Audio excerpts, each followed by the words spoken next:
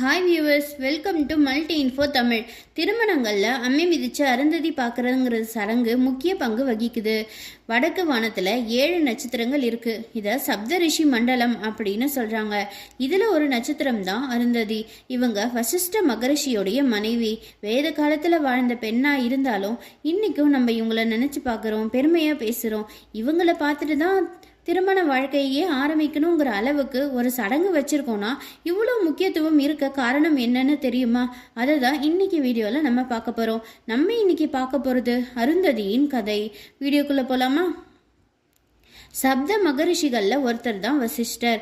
இவருடைய மனைவி அருந்ததி கல்வி, கேள்வி, ஞானம்னு எல்லாத்துலேயுமே ரொம்ப சிறந்தவங்க. இவங்க கற்புக்கரசி, பதிவிரதை, தன்னுடைய கணவனுக்கு சேவை செய்கிறதையே வாழ்நாள் பாக்கியமாக கொண்டவங்க.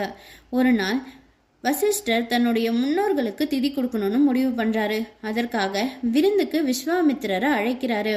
பொதுவாக விஸ்வாமித்திரருக்கும் வசிஷ்டருக்கும் ஒரு மோதல் இருக்கும். இதுக்கு ஒரு காரணமும் இருக்குது. அது என்னன்னா, விஸ்வாமித்திரர் முன்னர் காலத்தில் அரசராக இருந்தார். அவர் அரசராக இருக்கும் பொழுது ஒரு நாள் வேட்டைக்கு காட்டுக்கு போகிறாரு. அப்போது வசிஷ்டருடைய ஆசிரமத்துக்கும் போகிறாரு. வசிஷ்டர் அவரை நல்லா உபசரித்து அவருக்கு கொஞ்சம் பொன் பொருள் எல்லாத்தையுமே கொடுக்குறாரு. இதை பார்த்த விஸ்வாமித்திரருக்கு ஒரு சந்தேகம் வருது. நான் அரசனாக இருந்தாலும் என்கிட்டயே இல்லாத சில பொருட்கள் இதில் இருக்கே, அது எப்படின்னு கேட்குறாரு. என்கிட்ட காமதேனுன்னு ஒரு பசு இருக்கு, அது கேட்ட எல்லாத்தையுமே கொடுக்கும் அப்படின்னு சொல்றாரு. இதை கேட்ட விஸ்வாமித்திரர், அப்படின்னா நீங்க எனக்கு அந்த காமதேனு பசுவையே கொடுக்கலாமே அப்படின்னு கேட்கிறாரு. இதற்கு வசிஷ்டர் மறுத்துடுறாரு. இதனால 2 பேருக்கும் சண்டை நடக்குது. காமதேனுடைய உதவியால வசிஷ்டர் இந்த போர்ல வெற்றி அடைஞ்சிடுறாரு. இப்பதான் விஸ்வாமித்திரருக்கு ஒன்று புரியுது. அரசரா இருக்கிறத விட முனிவரா இருக்கிறதே சிறந்ததுன்னு கடுமையான தவங்களை செஞ்சு வசிஷ்டர்கிட்டயே பிரம்ம ரிஷிங்கிற பட்டம் வாங்குறாரு. அதனால் அவருக்கு ஆணவம் கொஞ்சம் ரொம்பவே அதிகம். இப்போது விருந்துக்கு அழைச்சதும் நான் விருந்துக்கு வரேன், ஆனால் எனக்கு 1008 காய்களை உணவாக பரிமாறணும் அப்படிங்கிற நிபந்தனையை நீங்கள் செஞ்சீங்கன்னா நான் வரேன்னு சொல்கிறாரு. வசிஷ்டரும் சரின்னு ஒத்துக்கிறாரு. தன்னுடைய மனைவி கிட்ட இந்த நிபந்தனையை சொல்கிறாரு. அருந்ததியும் சரின்னு சொல்கிறாங்க. அந்த நாளும் வருது. விஸ்வாமித்திரர் வராரு. அவருக்கு இலையில உணவு பரிமாறப்படுது. அதில் வெறும் 11 காய்கள் மட்டுமே இருக்குது. இதை பார்த்த விஸ்வாமித்திரருக்கு ரொம்பவே கோபம் வந்துடுது. வசிஷ்டரை பார்த்து, 1008 காய்கறிகள் நீங்கள் வச்சா மட்டுமே தான் நான் விருந்துக்கு வரேங்கிற நிபந்தனையை நான் போட்டிருந்தேன், ஆனால் இதில் அப்படி இல்லையேன்னு கேட்குறாரு. இதை கேட்ட வசிஷ்டர், நான் என் மனைவி கிட்ட இந்த நிபந்தனையை சொல்லியிருந்தேன்னு சொல்லி அருந்ததியை கூப்பிட்டு கேட்குறாரு.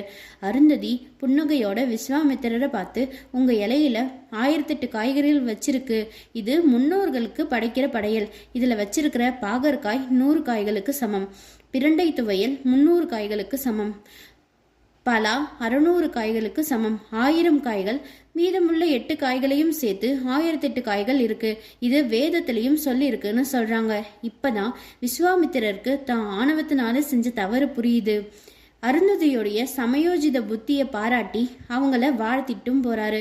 இதே மாதிரி பல சிக்கலான சூழ்நிலைகளை அருந்ததியும் வசிஷ்டரும் சேர்ந்தே சமாளிச்சிருக்காங்க.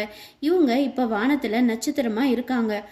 சயின்ஸ் படி இதை ஆல்கர் மிசர்னு சொல்றாங்க. இது அருந்ததி வசிஷ்டரை குறிக்கும் மித்தலாஜிக்கல் படி. இவங்க 2 நட்சத்திரமா இருந்தாலும் தூரத்துல இருந்து பார்க்கும் பொழுது ஒன்று தான் தெரியும்.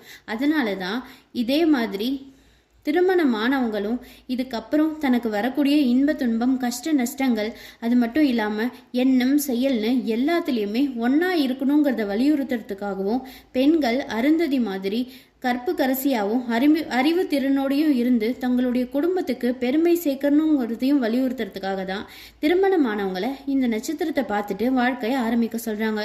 இதில் நம்ம கற்றுக்கக்கூடிய பொதுவான கருத்துக்களும் இருக்குது. அது என்னன்னா, நம்ம எவ்வளோ உயரத்துக்கு போனாலும் ஆணவங்கிற ஒன்று நமக்கு வரக்கூடாது. எப்போதுமே நம்மளை விட சிறந்தவங்க இருக்க தான் செய்வாங்க. அதே மாதிரி கொஞ்சம் ப்ரெசன்ஸ் ஆஃப் மைண்ட் இருந்தால் போதும், நமக்கு வரக்கூடிய எவ்வளோ சிக்கலான சூழ்நிலைகளை கூட நம்மளால சமாளிக்க முடியும். இன்னைக்கு வீடியோ உங்களுக்கு பிடிச்சிருக்குன்னு நம்புறோம்.